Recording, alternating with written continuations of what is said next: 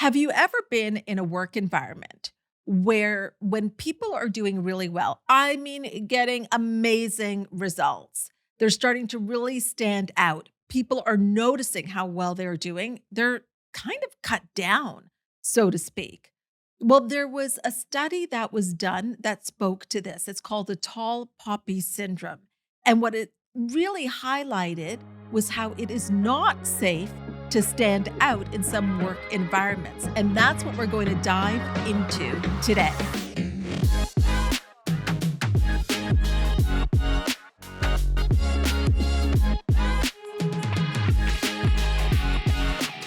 Welcome to Possibilities with me, Hina Khan. I help you create a life you love through ease, joy, and fun. We are not about the hard, the grind, and the struggle over here.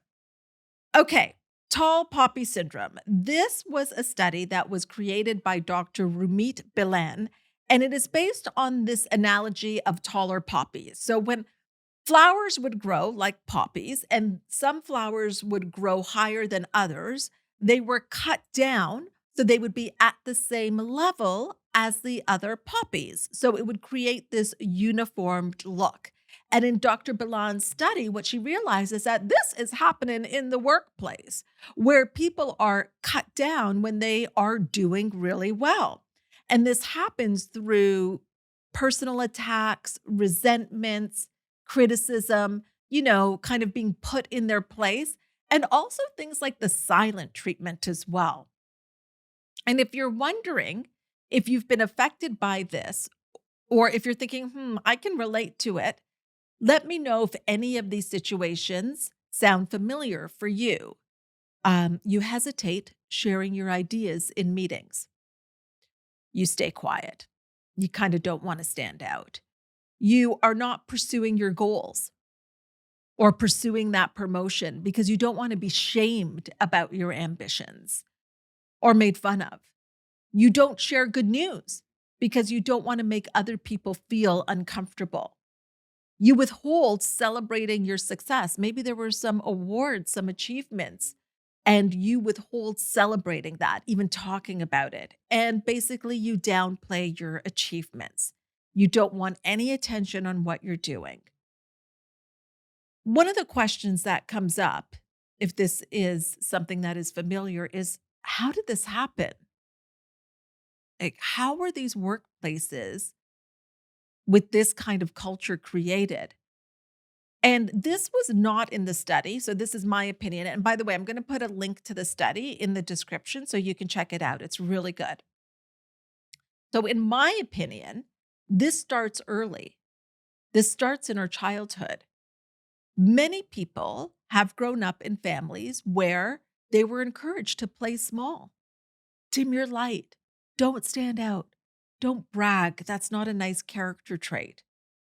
And don't celebrate your success because you don't want to make others feel uncomfortable. You want to make sure that you are people pleasing, that you are liked, and that will happen if you don't take up too much space.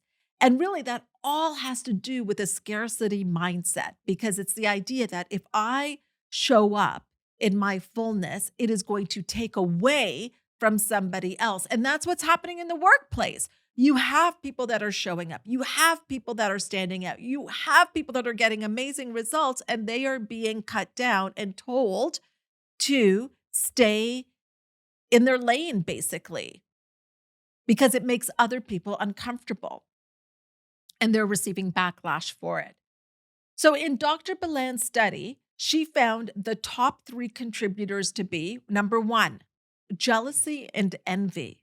And this can be in the form from leaders and peers, like your colleagues as well, and from men and women. And it creates a toxic work environment and it hampers productivity along with your emotional and mental well being. And they may say things like, who do you think you are? Or you may have had something happen and nobody's acknowledging it. I mean, you had something positive happen and it's not being acknowledged. Another way it shows up, especially for women, is sexism and gender stereotypes, kind of keeping women in their place, the glass ceiling for women. And there can be this Mm, it can be implied that for these women that are getting recognized, that they must not really care about their families that much, that they're choosing their work over their families. And if they are excelling professionally, their home life must be a mess. They don't have close relationships with their children or their partner, if that's something that's happening in their world. So the idea is that that would not be said to a man. And then lack of confidence and insecurity. These are leaders and peers that feel threatened by another person's success because of their own insecurity. And again, it can show up in silence. It can show up in not being acknowledged. It can show up in not being congratulated for things that you have done. It can show up in your achievements actually being dismissed verbally, that it's not really a big deal, that others have done it. So they can use comparison to cut you down. So if you find yourself in this situation, you may be thinking, what do I do?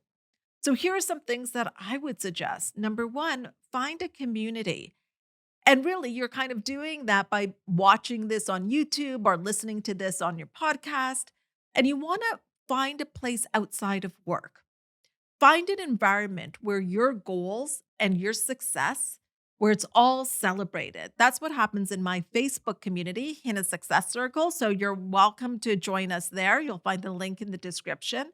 And this is where you can fully be yourself unapologetically. Share your goals, share your dreams. And if anything, the response you might get is, I can see you doing even more than that. Or this is here for you. You've got this. You'll be encouraged to go further, faster, especially with a community behind you. Another thing you can do is an accomplishment list. One of the things that I often talk about is gratitude. And we talk about thinking about the things that we're grateful for.